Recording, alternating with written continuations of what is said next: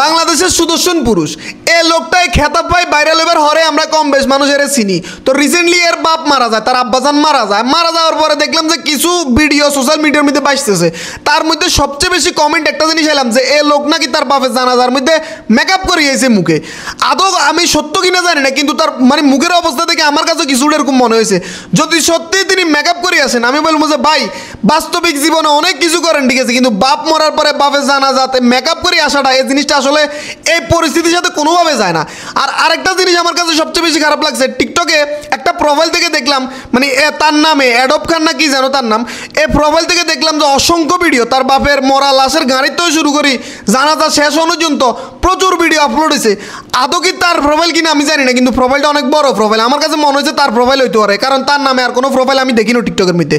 তো এই লোক যদি এই ভিডিওগুলো আপলোড করে থাকে, আমি বলবো যে ভাই সব জিনিস লই আসলে সব কিছু করা ঠিক না।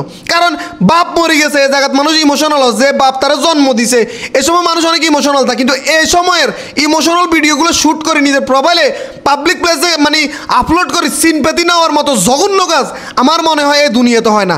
যদি আপনার এটা রিয়েল প্রোফাইল হয়, বিশ্বাস করেন ভাই একবারে আমার জায়গা থেকে ধিক্কার ছাড়া আর কিছু দেখতো না। আর যদি ফেক প্রোফাইল হয় তাহলে তো ভাই কিছু করার নাই আসলে, তাহলে আপনার দোষ নাই। এখন আল্লাহ মাহবুদ জানে এটা কি রিয়েল প্রোফাইল না ফেক প্রোফাইল।